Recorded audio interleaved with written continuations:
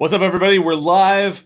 Is The Mandalorian a classic Western? Well, it focuses on isolation, injustice, and does question what morality would look like. So I kind of feel like it is, but let's dig into that. Let's ask that question. What's up, Story Geeks? I'm Jay Sherer, the writer of a Western, actually. Behind me on the wall, the poster of Death of a Bounty Hunter, which I'm not even sure you can see on the StreamYard. Oh, yeah, you can see it. Death of a Bounty Hunter. I am the writer of Death of a Bounty Hunter. So I've actually written a Western, which is cool. But we're going to talk about those Western themes that appear in The Mandalorian and in some other classic Westerns as well. Joining me on the show today, a brand new member of the team, Timothy Wazny, who I will introduce in just a minute. You guys are going to love Tim, and he's going to be taking over a lot of the leadership of this channel. And I'll be a guest with him every once in a while to weigh in. Thanks for listening in. The Story Geeks podcast is produced by the Reclamation Society, and make sure you subscribe so you don't miss more of our in-depth perspectives on geek content. Now, having said all of that, you can also comment, by the way. Leave me a comment on Facebook or YouTube, and we can address some of your comments. You can weigh in on the show as well. Let me go ahead and introduce Tim. Tim, what's up? Good morning. Good morning. It's good to have you on here. Now, Tim has been preparing for this show by watching some of the classic spaghetti westerns. So, Tim, why don't you tell us a little bit about yourself and a little bit about this past week looking into these spaghetti westerns? Yeah, absolutely. So my name is Tim. I am a theology student at Fuller Seminary. I'm working on my master's in divinity. I, as part of that education, am encouraged to go out and participate in a field that is meaningful and interesting to me, and I am a nerd. I've like Star Wars everywhere. I'm wearing Expanse. Everything's on the bookshelf behind me, and so relating to story and why that's meaningful, and especially the stories that were impactful to me as a youth, as a kid, Harry Potter, Star Wars. All of these, the Expanse is my favorite go-to show right now. Oh, nice. These things are meaningful to me, and so I'm really glad that I get to be able to approach that from both a faith perspective on my part, but really pursue the where storytelling and narrative and faith and ideology and philosophy all intersect and come together. Yeah, I'm going to give you a 50-cent, actually more like a $5 word term that one of my friends gave me. He goes, "Oh yeah, what you're doing when you talk about these things, your favorite geek properties, when you talk about them in this kind of depth, what you're doing is cultural exegesis." I was like, that is a word that I don't fully understand, but yes, that's what we're doing. So perfect. I like that. Cultural exegesis. I'm using that. Yeah, a very big word. You can use that with your friends and impress them. Like, oh yeah, I was just listening to a show that was doing some cultural exegesis. By the way, one of the things I wanted to point out to you guys was I'm actually drinking from a Mandalorian tumbler today. So it is one of my favorite TV shows, if not my favorite TV show of all time. So good. And I am so excited to talk about it. So we're going to go ahead and dig into this. The first question that we have on our plate today is that if you've seen The Gallery. Now, The Gallery was a show, a Disney Plus behind-the-scenes show about The Mandalorian. Then you've seen the creators themselves talk about the influence of classic Westerns on the show. And it feels like a Western set in Star Wars. In fact, one of the ways that I've described it is, if you told me as a kid that there was going to be a show about Boba Fett and it was a Western, I'd be like, yes, I'm into that show. And it's basically what we get with The Mandalorian. So my question that I'm going to throw at you, Tim, and that I'll be addressing as well, is what common themes do we find in Westerns, and how do those same themes seem to make their way into The Mandalorian? Because we're calling it a Western, the creators are calling it a Western, but why would we call it that? Why does it feel so familiar to us as a Western? I think you look at having both the lifestyle, but also the morality and that aesthetics of living on the edge of a society. They are in a place where the big powers that be are present, but not the domineering overall arcing thing. Grief Karga in the very first episode when he's talking with Mando, it's bail jumpers and bail jumpers and bail jumpers. And so the government doesn't quite reach where they're at. And all of the people who are trying to skip out on the new regime of the New Republic, this is where they're going. And that's sort of, you get that same vibe and that same aesthetic in the Wild West, where there are people trying to make a name for themselves or trying to just settle with some farmland. But you also get the people who are fleeing west to escape that overarching reach of the law and live on their own code. And it's this extension of that outside world of where Han and Luke are found at the start of A New Hope. You know, Han is a smuggler. He's living outside the edge of the law. Luke is kid of a farmer living on the edge of society. He knows of the Empire. He knows of the rebellion. But even at that point, there isn't a interest in either side. He plans on joining the Imperial Academy. That's right. Yeah. Because it gets him off that rock. Right. And so that's the Empire has so little reach there that they're not even seen as this 100% this overarching evil force. And so that's where Mando starts, is in that same sort of place.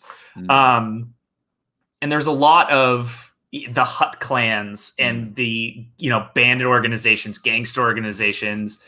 I think it's impossible to not look at the cycle of 7 Samurai to Magnificent 7, 13 Assassins, the new Magnificent 7, and now the Sanctuary episode where you have the outlaws, the people on the edge.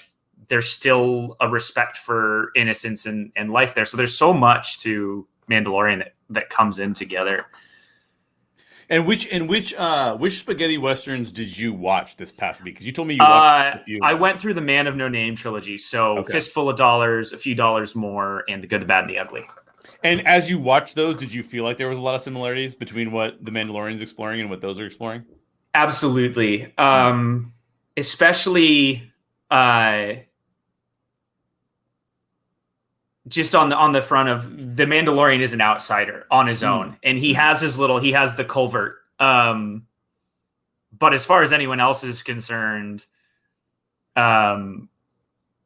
he's not attached to anything. He's just doing his own thing, and he's intense, and don't mess with that guy because you'll die. But right.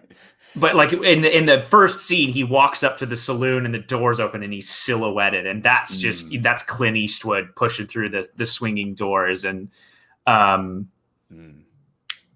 1-on-4 odds I think is maybe a reference to Fistful of Dollars, and there's the scene in Clint Eastwood sort of gets messed with on the way in, and he turns around and goes back, and he tells the coffin maker who's just watching, prep 3 coffins. And then he mows down 4 guys and says, I apologize, it was 4. And goes on. But it's just that, like, I'm okay with the 1v4 odds. Right. The gunslinger and the pistol on the holster and the spurs and the clink, clink, clink everywhere you go. Mm-hmm. Yeah, that's good. That's really good stuff. And as somebody who has... I really like Westerns. Obviously, I would not have written a Western if I didn't like Westerns. And ours is a supernatural steampunk Western, so it's not just pure Western, but it is dealing with a lot of the same kind of themes, if you will, like we're talking about now. And I think this is true of the Western genre to a large extent, but it deals with isolation. So you talked about this a little bit, right? Like living on the fringes of a society as opposed to living in like a metropolitan area. It's societal isolation. You're living in a place that doesn't have the same rule of law. It doesn't have as many people. There's more danger inherent in that. And so like the way you interact with people is a little bit different. So you have societal isolation, and you also have individual isolation. So specifically with The Mandalorian, but you actually referenced it too when you talked about Clint Eastwood and his films. We see it in a lot of Western films. Unforgiven is one of my favorite films. We're going to talk about that later.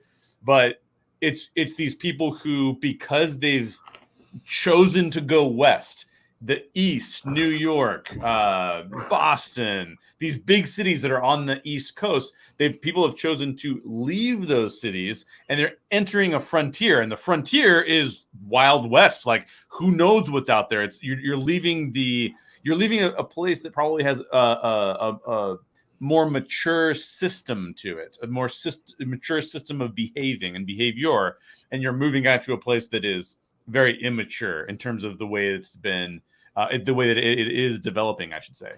I think also what you see is, so in addition to isolation, you also see a lot of morality and questioning of morality. What is your moral code? That's a huge thing on Westerns.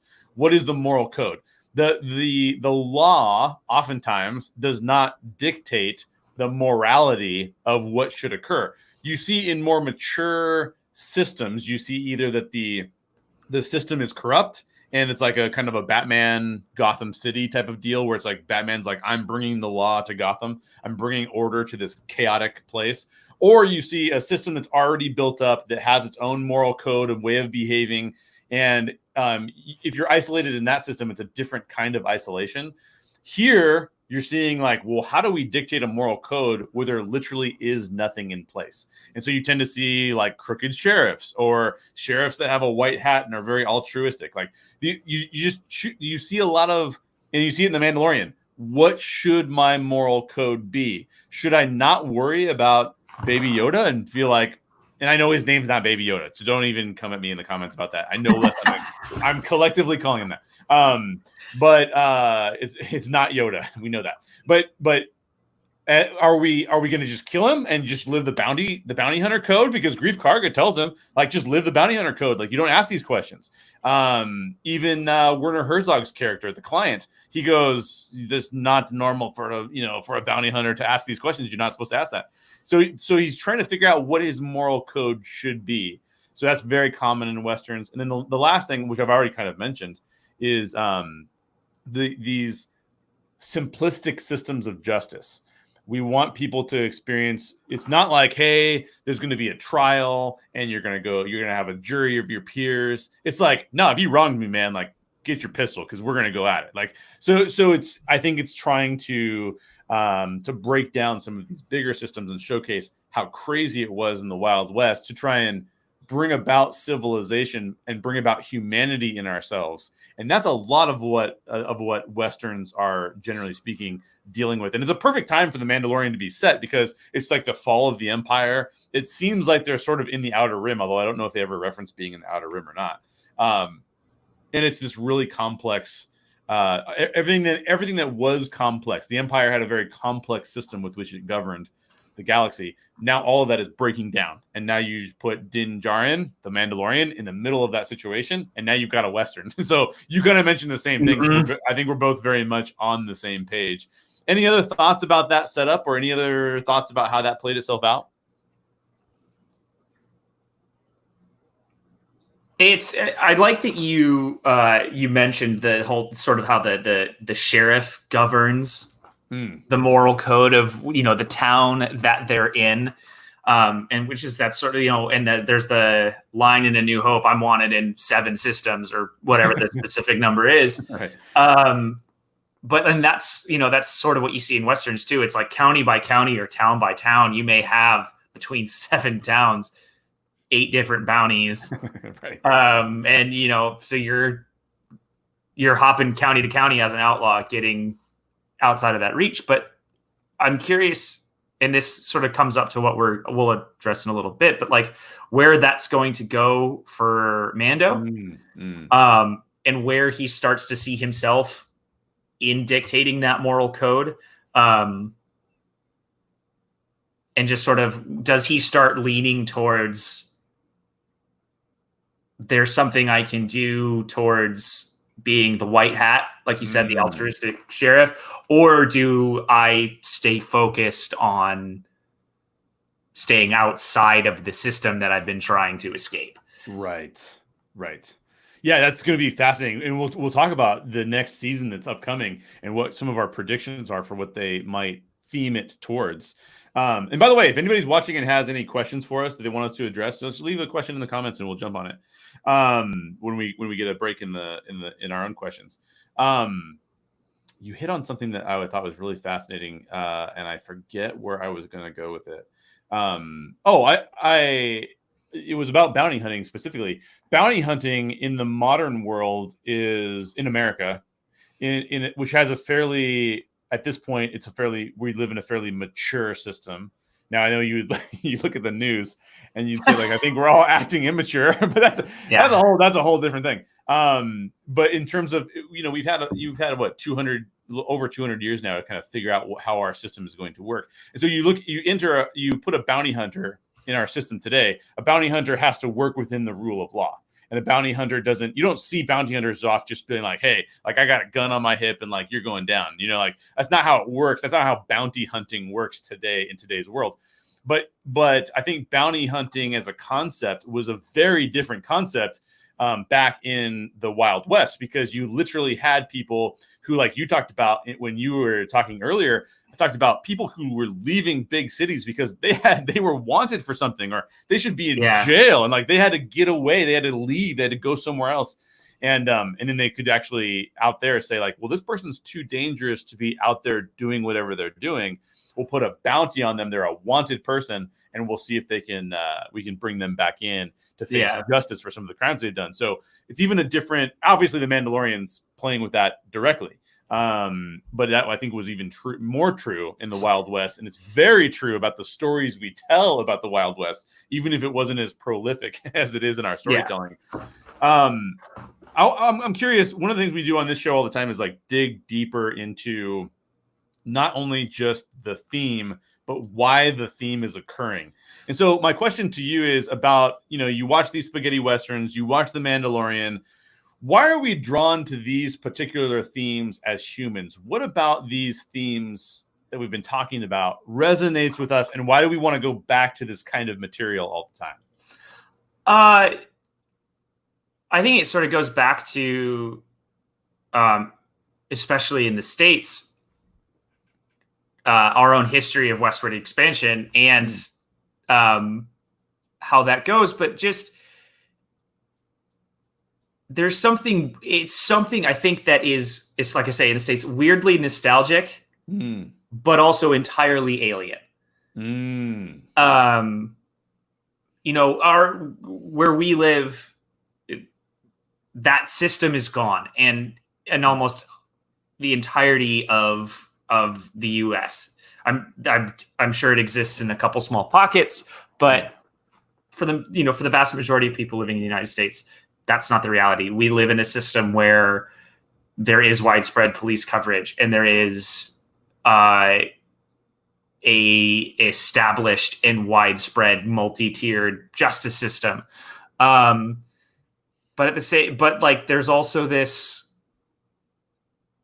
rugged, just base survival system that's told in these stories that largely revolves around individual independence on behalf of corrupt or altruistic sheriffs, of your morally gray characters like the man with no name in Fistful of Dollars, Few Dollars More, Good, Bad, and the Ugly. And then on the other side of that too, you have individual choices being made on behalf of the black hat corrupt sheriff. The crime lord is the wrong word, I think, in a Western, but right. the bad guy. And I think there's some part of it where who didn't as a kid put the bandana over their face and pretend to be a bandit, right? Right. So I think there's something there that's at least like I say, maybe nostalgically familiar to a lot of people, but then also to our own existence, entirely alien, but that revolves around individual choices that go back to that. How do you define morality when there is no overarching system that unifies you?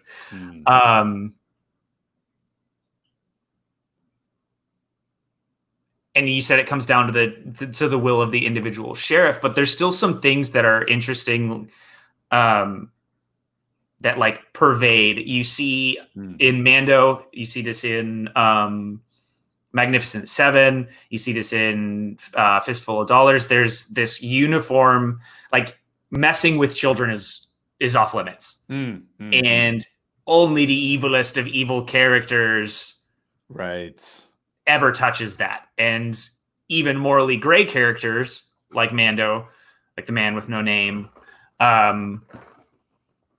will turn from what they're doing to correct for that. Right. And someone who's Mando's been a bounty hunter his whole life, and he's been raised in a warrior culture, breaks from however many 20 some years of that, 30 some years of that he's been in, to recognize that. So I think there's some universal truths that show up, but also statements about individuality that are appealing. Yeah, I totally agree with that. Actually, so I'm going to start with isolation, but I want to come back, especially to that universal truth comment. So remind me of that, because I think that that's an interesting one. I think that one of the reasons why we love Westerns is because at the end of the day, and this is going to sound crazy harsh, but I think that you cannot escape this, I don't know if you want to call it a universal truth or not, but you really can't escape the fact that you're brought into the world alone and you leave the world alone. And so we have this intense fear of being isolated, or we actually desire isolation because we're tired of the system that we find ourselves in. Either way, we're wrestling with this concept of isolation and how isolation will ultimately affect us. And so the impact of isolation and what it does to us and how it affects us, you almost always see in a Western that the person who's isolated, whether it's the man with no name or whether it's Din Djarin or whether it's one of the characters from my stories, isolation is seen as both a blessing and a curse, because while it does bring about intense freedom for you to do whatever kind of you want to, because you're by yourself, you can take care of yourself, et cetera, et cetera. The negative is that there's something in us that seems to seek community and seems to need community. Even if you talk to some of the most isolated people that you will ever encounter in your life, there's this sense that they still need community and want to respond to community. And a lot of times that's what happens. These isolated characters, man with no name, Din Djarin, the guy from Unforgiven, I can't remember the guy from Unforgiven's name offhand. They're drawn into community even when they don't want to be. They want to be free to do whatever they want to do, but they're forced to deal with a group of people in some way, shape, or form. And so I think that by putting isolated characters in these positions, we're able to explore what isolation and community looks like in a different way than we might normally encounter it in other types of stories. Well, yeah, if we see that right, like scene one, episode 1 of Mando, he is alone. He is hunting. He is doing his thing. Well, not the final scene, but very close to the final scene. The blacksmith says, "You are now a clan of 2." Yeah. And you have that exact transition of are either forced into community and I think Mando sort of falls in the middle. He's both a little bit forced, but then also a little bit called. Yeah. Ends in a place of not, and she says it's a clan of 2, but the reality of it is he still has Cara Dune, he still has Grief Karga. Yes, we know there's no way those 2 characters are just out at this point. Totally. And so you have that interesting transition of isolation into community, and that's going to be ongoing. Yeah. Exactly. And that's kind of what we're dealing with isolation, is that like it's a theme that I think resonates across no matter how connected you are to community. There are times when you feel isolated for whatever reason. There can be multiple kinds of reasons you feel isolated. And so that's an important theme. I think that Westerns deal with it well. When it gets down to kind of what you were talking about with universal truth, and there are people out there that believe that all truth is relative. Westerns are the perfect place to test that theory, because essentially what you're doing with a Western, and this is unique, it's largely unique to Westerns or stories about exploration of areas that people have never been before. You'll see it in some probably Australian dramas because Australia is the most similar thing to Western that I can think The of. Mad Max franchise. Exactly, those kinds of things, or maybe exploring alien worlds. You see it in some of those sci-fi stories as well. But it's this concept where we say we're going to break down this complex system that exists for many reasons over the course and has been developed over the course of many years. We're going to break it down into its most basic component parts to see why we believe the things that we believe. Why do we believe that there should be justice? Why do we believe that people will do the wrong things to get ahead? Why do we believe that sometimes our systems that are set up for justice become unjust? And like we've even been dealing with that here in the United States because there is a recognition that the system of justice has not been set up well to provide justice to the Black community. Well, when you look at the modern day system and you look at all the cities across the U.S. and how all the cities are dealing with these issues differently, it's very difficult to say like, well, I can break this system down to its most basic component parts and figure out exactly what's going wrong. That is entirely difficult to do. Yeah. Especially if you don't have a background in the justice system. And let's face it, we can't all be experts in these things. However, one thing that we can do is we can jump into a story like a Western where it's breaking down all of these things to say like, no. We're not going to take, 1,000 cities across the US. We're going to take one little tiny frontier town in the middle of nowhere. And we're going to say, like, what should justice look like? Why is justice so easy for us to recognize and not recognize, and recognize when it goes wrong and when it's unfair, and when the sheriff, who we thought had a white hat, which, by the way, the white hat, black hat terminology just comes from Western lore, where it used to be that the white hat was worn because it was like maybe more pure by the good guy, and the black hat was worn by the bad guy. It has nothing to do with the injustice thing that I was talking about in America right now, where it's, like the Black community. That's not what the black and white hats had anything to do with, to my knowledge. So when I'm using it, I'm not using it for those reasons, but rather to signify the good character and the bad character.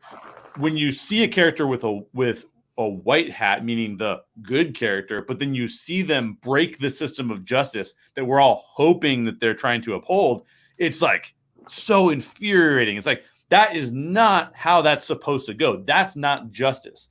And it's much easier to look at that and try to solve for it. See, why was that broken? Why did that happen? Than it is to see this like categoric system that is over thousands of cities, over multiple types of different laws that occur in different states and different counties, and try to break all that down. So Westerns allow us to look at more of the core of what humanity is dealing with, so that we can go, oh yeah, that's justice, that's injustice. Now let's apply that same thinking to the bigger systems that we see so that we can fix those systems.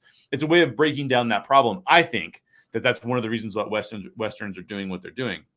And one of the reasons I like engaging in them, because I like breaking down systems in that kind of way. It's kind of like a deconstructionist view of how we should approach the topic and getting down to some of those core beliefs. The last thing I'll say before we transition into our next question is that those core beliefs about what do you believe about justice? What do you believe about isolation? What do you believe about sometimes when you're alone, like you have no choice but to be like, okay, I'm alone. I have nobody else to talk to. So my beliefs about the spiritual realm, my beliefs about the paranormal realm, all of these things are now like directly relevant to me personally living in the middle of nowhere and encountering no one else. I have to now reflect on what my core beliefs are. I think that's why there's a lot to say when it comes to, okay, what should we believe and why should we believe it? Westerns do a really good job of breaking down our moral codes and saying you need a moral code. The moral code is not as black and white as you would hope it to be. There's lots of shades of gray in that moral code that you need to think through and think how you would address. But yet we're going to do it in a more simple way of looking at it. I think that's really, really fun. So, and by the way, we just got our first comment from Inner Force Historian. So we appreciate that. Thank you, Interforce Historian. We enjoy the fact that you're enjoying our video. Thanks for commenting. Absolutely. Now we're going to transition into our third question, which is a little bit more lighthearted. We're not going as deep in this question. We're going to pull back a little bit and just say, what are some of your favorite Westerns, Tim? Like, if The Mandalorian, if people like The Mandalorian, what other movies should they check out? Because there are some similar themes that are being discussed in some of those other similar types of movies. I think you cannot. I mentioned this earlier, episode 4 of Mandalorian, Sanctuary, where Mando and Cara Dune, they go out to this little shrimp farming settlement and defend against some raiders. That is like 1-for-1 part of the feedback loop that is Magnificent Seven, Seven Samurai, 13 Assassins. And I think if you liked that episode or just like Mandalorian in general, go back and watch Magnificent Seven. I think I enjoyed the recent version of it. I know a lot of people didn't. But I think both of the original film with Charlie Bronson and, I'm blanking on names. Oh, yeah. Who else was in that? I don't remember those names either. Is fantastic. And the new one has Denzel Washington and Chris Pratt and the guy who plays Private Pile. Blanking on his name. He's fantastic in the new one. Like I said, I think Magnificent Seven is one that you can't escape. The Man with No Name trilogy is sort of the classic spaghetti Western trilogy. Clint Eastwood, directed by Sergio Leone. It's fun. You get all that cheesy, like, prep 3 coffins. Sorry, it was 4. There's a great moment where Clint Eastwood goes up, same like you were talking about, how when the white hat, where you think the white hat sheriff is really, and you learn he's really corrupt. He walks up to a sheriff, and sheriff's there, and I believe this is in A Few Dollars More. And he says, "Isn't the sheriff supposed to be honorable and stand up for the weak?" And he goes in this thing, and the sheriff's like, "Yeah." And Clint Eastwood just reaches down and plucks the star off, walks over to some other dude in town and just goes, "Think you should get a new sheriff." And that's just it. So the Man with No Name trilogy is the classic, the standoffs and the quick draws and the cigar chewing. So that's just that classic imagery. It's not strictly a Western, but if you want to watch something that deals with a lot of moral ambiguity, and like, what do I think about these things? And it is a pretty sharp parallel to some of the tensions and issues that we are facing in the US right now. Watch Westworld. Oh, and like I say, it's not strictly a Western. Right, the Western is a fictional setting within a fictional story. Right. Very, layers down, but same sort of thing. It dives straight into the value of life. It dives straight into a lot of moral ambiguity, and you're left wondering, and you spend the whole show wondering, is this person good or bad? And you don't always have a good answer for it. And so it's a good show that gets the cogs turning. I'm also a big fan of Hateful Eight. Quentin Tarantino. That going in. It's a Quentin Tarantino film, but I really like Hateful Eight. It's a frontier film, again, not strictly Western. I really liked The Revenant. Oh, yeah. Which is northern frontier as opposed to Western frontier, but same sort of issues of justice. Is revenge justice? And what does that look like? So those are some of my favorites. Yeah, those are all really good. I haven't seen a lot of the Sergio Leone Man with No Name films. So I need to visit those because I really do enjoy Westerns. I really enjoy a couple that you didn't mention and a couple that you did. So I would double down on the Hateful Eight. It is Tarantino, so just know what you're getting into. But On Netflix, they actually have divided into 4 episodes, and each episode is like just I under saw an it. hour I haven't long. gone and watched it yet. I think it's even better than the actual original. All right. So I would definitely highly recommend that, especially if you like Tarantino. Yeah. But I think that Unforgiven is one of the best Westerns of all time. Unforgiven is about a guy who's trying to remove himself from the world because of his inner demons, and having to face what's going on around him is something that he does not want to do. And I highly recommend Unforgiven. It won a bunch of Oscars too, if I'm not mistaken. I think that Tombstone is great. Tombstone is a little bit more classic good guy, bad guy type of thing. And I usually enjoy the nuance of saying that people are really neither good nor bad. They are something in between. And I enjoyed that nuance a little bit more. Tombstone is some of that, but it's a lot more those are the bad guys, we're the good guys, like let's fight. But it's very much a classic. So yeah, and then some of the ones that you mentioned, some of the other ones that you mentioned are all fantastic. Of course, if you want to read my Supernatural Steampunk Western, you can actually find it on Amazon right now. It's only 99 cents because we wanted to give a special gift to everybody in quarantine. So as you stay at home and you feel like, well, I need something to do, and you're not watching The Mandalorian, then you can go search for it. It's called Death of a Bounty Hunter. It's a supernatural steampunk Western, and we're dealing with a lot of the same themes here as well. But yeah, those are all really good recommendations for people to go check out if they're into the Western genre. So we're gonna have last question here. We're gonna close out today's show with this last question. And Tim added this question. It's a fantastic question.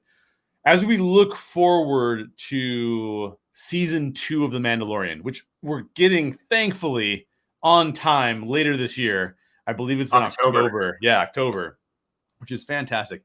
What themes and or tropes that we have seen in season 1 or in some of these other Westerns that we've been talking about, what themes and tropes would you like to see occur in season 2 of The Mandalorian? Tim, you asked the question. I love the question. I would love to hear your thoughts first.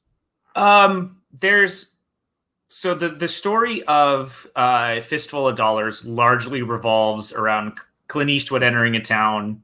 The town is plagued by these 2 factions, both crooked. One's the sheriff, one's this criminal organization trying to smuggle weapons into the U.S.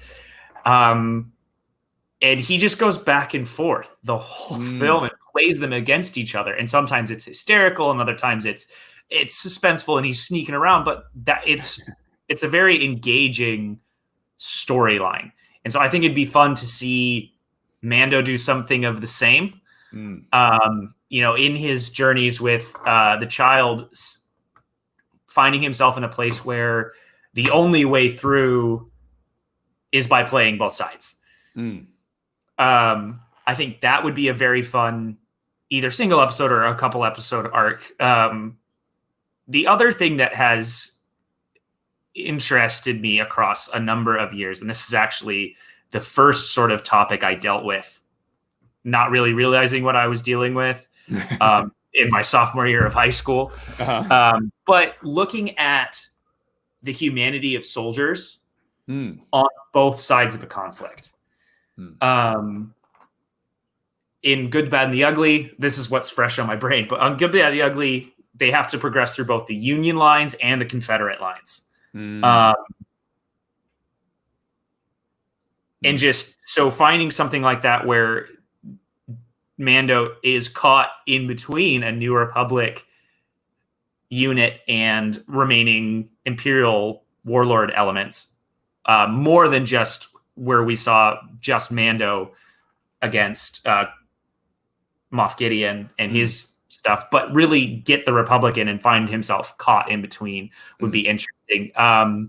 They've done this in Star Wars already a little bit in the Clone Wars. They deal with it, and it's an episode called Heroes on Both Sides. If you want to go look that, Ahsoka and Padme go to the Confederacy on a secret mission to try and force peace talks or encourage peace talks. And you see some people who are in the Confederate systems, and they're not pointy bearded evil dudes with red lightsabers, running rampant. They're people. And so Das Boot is a German film about a World War II submarine captain caught between conscription and the Nazi regime, and how he deals with that. And so I think there is some interesting opportunity in that could be, especially dealing with morality and issues of morality, and what do you do? How do you address that? It's very easy to say, oh, the people on the other side of whatever line it is are all evil, bad people. But like you said, no one is ever truly only good or only bad. Everybody is somewhere in the middle on both sides. Right. And so I think there's some interesting opportunity with that. Yeah, those are two things I'd really like to see upcoming in Mandalorian that are some other sort of Western classic elements, immediately either pre or post Civil War, and dealing with the fallout of that conflict. And funnily enough, Mandalorian is set immediately after the Galactic Civil War between the Rebellion and the Empire. So the setup is there. Right. So I think there's an opportunity for that.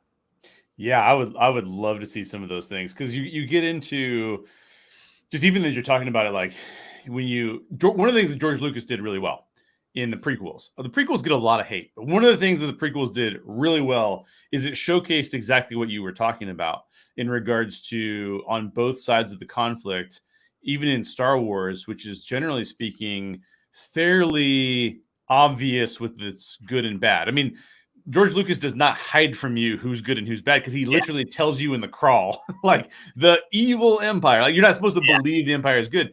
But what he did kind of in the prequels, one of the good things that he did was he showcased how people with nefarious ideas, most notably Palpatine and Palpatine's crews, could influence the political systems that were built up, and get them to start crumbling from inside. And I think that's a really fascinating thing to kind of explore, but take that same approach, and like you're talking about with the Mandalorian, actually move, like there's stuff going on in the core systems, but if you remove yourself from the core systems, how is the world adapting to that? There's people that are probably trying to take ground because the Empire is pulled back and the New Republic is pulled back. And so now I really want to see what's going on Nal Hutta or Nar Shaddaa. Some of these bounty hunter planets. I want to see how that's happening. If there's certain battalions of the Empire who are still hanging out, and maybe some of those people on those battalions are actually not necessarily bad people.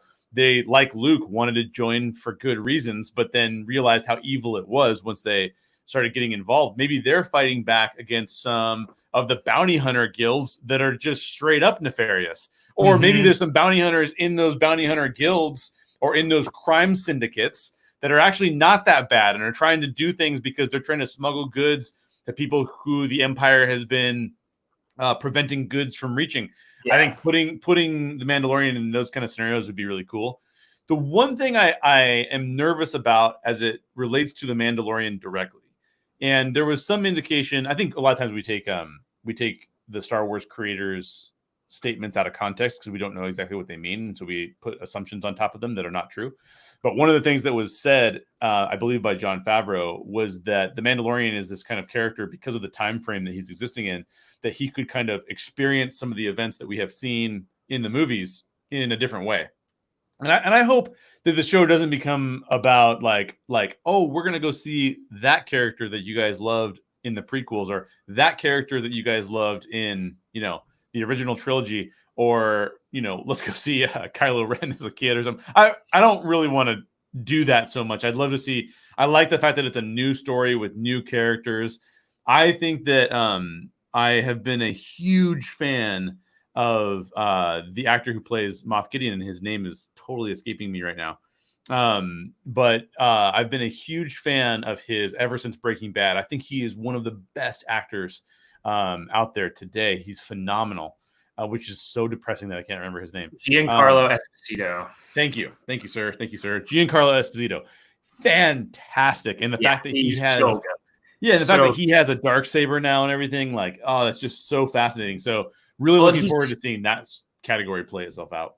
Every moment he's on camera is terrifying. Yeah. Yeah. There is not a single moment where you are looking at his character on screen and just thinking like, yeah, that dude means business. Exactly. I'm going to stay out of his way. Exactly.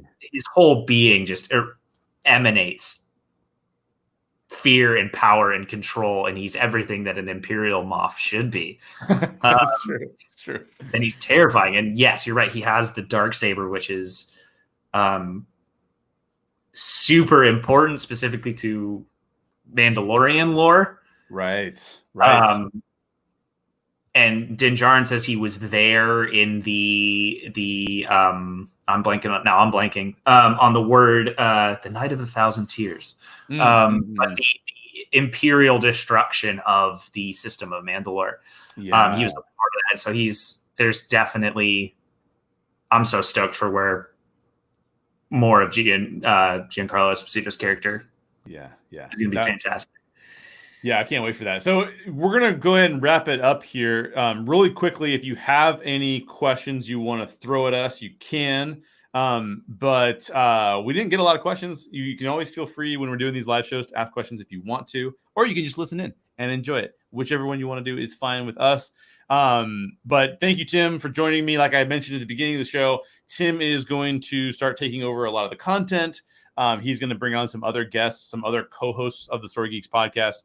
And interview some of those folks, which would be really, really great, and get them involved in our YouTube channels, which is fantastic. The Story Geeks podcast is currently on hiatus for the summer, except that we have a special indie video game series running. So if you want to get involved in that, definitely check out our Facebook group. It is just search search Facebook for The Story Geeks and ask to join the Facebook group, and we'll let you know which indie games that we're going to be playing. And then when we're going to talk about those indie games on the podcast so that you can join in and playing them with the rest of the team and then join in the discussion of those games. They're all really short games, so you don't have to spend like 40 hours playing them. They're all within like a 3 to 15 hour type of time frame that you can play with them. So definitely check that out. And if you want to see me talk about, we just had on Disney Plus, we just had Hamilton released. I am not all of the way through it yet, but I am talking about it on our sister channel, the Fantasy Storytelling YouTube channel, the Fantasy Storytelling Reclamation Society YouTube channel. I will be talking about Hamilton. It's the 4th of July weekend. It's a great time to talk about Hamilton. And I will be talking about Hamilton today at 2 o'clock, 2 o'clock Pacific time. I will be talking about Hamilton. So if you want to join me for that, I would love to chat with you live about that on our sister channel. Tim, any last minute things, any places where people can find you if they want to interact on Twitter or Facebook or anywhere that you're available, or are you pretty much off social media? No. I definitely am on social media. Yeah, I do have an Instagram. I keep it mostly because I work with youth and have worked with youth. I do keep my Instagram relatively private, but find me on Twitter. It's at Vaudeville, VAUDVLLE, I believe is my Twitter. I have to misspell it sometimes because it's taken on some platforms. You can also find me on Twitch. I've picked up Twitch streaming as a hobby. Same thing, Vaudeville. So yeah, Twitter or Twitch. And if you, I'll be keyed in on comments and stuff on the YouTube channel. So if you want to get a hold of me there, I will keep an eye on that and perfect. That sounds great. Respond and whatnot. And Inner Force Historian, thank you so much for watching. So you have a fantastic day as well. In fact, have a fantastic weekend. Here in the U.S., many of us have a 3-day weekend. So have a fantastic July 4th weekend out there. And in the meantime, you can catch us on the next show on this channel. So make sure that you are subscribed, and we will talk to you later. Bye. See ya.